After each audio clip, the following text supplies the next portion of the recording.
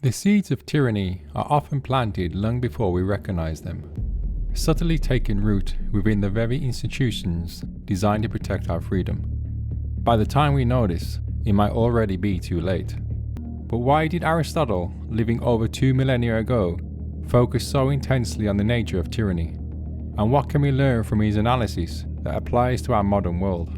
Aristotle wrote during a time of significant turmoil in ancient Greece, a period where democracy was fragile and the spectre of tyranny loomed large.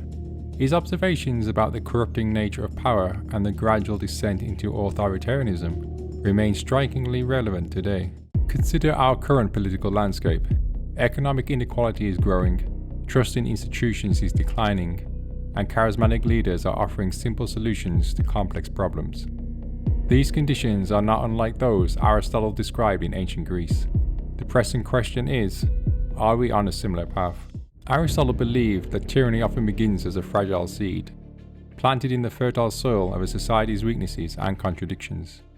This seed can take root in the very institutions designed to protect freedom, slowly growing until it becomes a towering force that overshadows everything else. One of the most potent sources of tyranny, Aristotle argues, is the disillusionment of the people. When citizens lose faith in their government, when they perceive their leaders are corrupt, ineffective, or indifferent to their needs, they become vulnerable to the lure of a strong leader who promises to restore order and justice. Imagine a society where economic inequality is rampant, where the rich grow richer and the poor grow poorer. The middle class feels squeezed from both sides. In such a society, people might begin to believe that the system is rigged against them, that the democratic process is little more than a facade serving the interests of the elite. This is the fertile ground where the seeds of tyranny are sown. Aristotle highlighted the decline of the middle class as a primary cause of tyranny. A strong and stable middle class serves as a buffer between the rich and the poor, preventing the extremes of wealth and poverty that can destabilize society.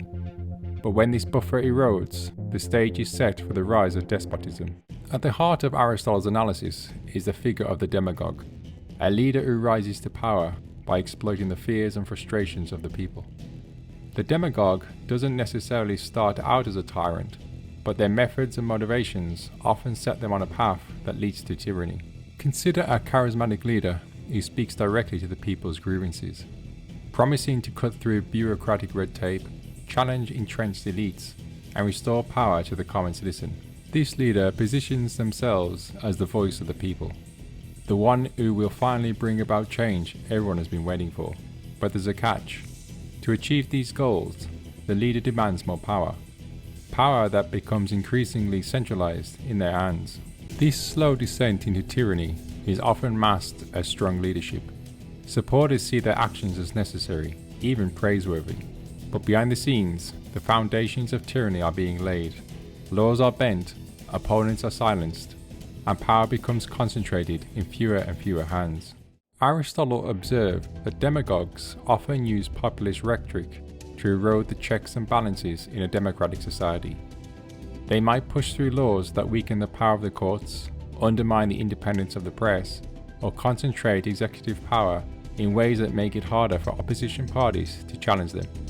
Each step might seem justified, even necessary, in the pursuit of the greater good. But taken together, these steps lay the groundwork for tyranny. Once a demagogue has gained power, the transition to tyranny often accelerates. Aristotle's analysis reveals a chilling pattern. Tyrants maintain their grip on power by manipulating the very people they claim to serve. Understanding these manipulations is key to recognizing the early warning signs of tyranny in any society. One of the most effective tools in the tyrant's toolkit is the manipulation of public opinion. Aristotle noted that tyrants often resort to propaganda, creating a narrative that justifies their actions and vilifies their opponents. This might involve controlling the media, spreading misinformation, or crafting a public image that portrays the tyrant as the only one capable of leading the nation through difficult times. In today's world, social media offers a powerful platform for spreading both truth and lies at lightning speed. A tyrant might use these platforms to create a sense of crisis, amplify the voices of their supporters, and drown out or discredit dissenting opinions. By controlling the narrative, the tyrant can shape reality itself. making it difficult for the public to separate fact from fiction. Aristotle also identified the use of fear as a key tactic. Tyrants often manufacture or exaggerate external threats to justify the expansion of their power. By convincing the public that they are under constant threat, whether from foreign enemies, internal traitors, or both, the tyrant can rally the people around them, demanding loyalty and obedience in the name of national security. But fear alone is not enough. Hope plays a crucial role in the tyrant's rise. Tyrants often present themselves as the only ones capable of delivering a brighter future, offering simple, often unrealistic solutions to complex problems.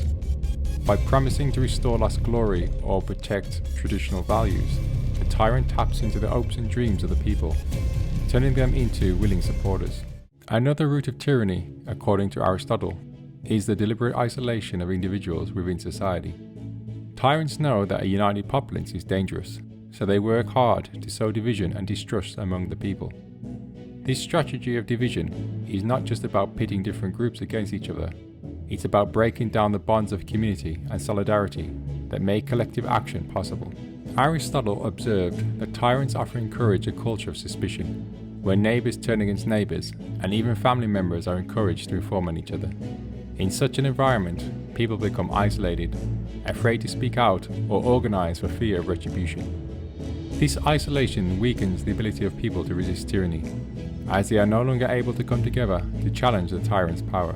This strategy of division is often accompanied by a relentless campaign against institutions that promote unity and collective action. Schools, religious organizations, and community groups that might serve as centers of resistance are either co-opted or destroyed. The tyrant seeks to create a society where individuals feel powerless and alone, unable to challenge the overwhelming force of the state. Tyranny often follows a predictable cycle: repression, corruption, and fear. Understanding this cycle is crucial if we are to break it. At the heart of this cycle is the tyrant's need to maintain power at all costs. To do so, they must constantly suppress potential threats, both real and imagined. This often leads to increasing levels of repression, as the tyrant cracks down on dissent, eliminates rivals, and uses the state's power to punish those who challenge their authority. But repression alone is not enough to maintain control. The tyrant must also reward their loyalists, creating a network of supporters who benefit from the regime's survival.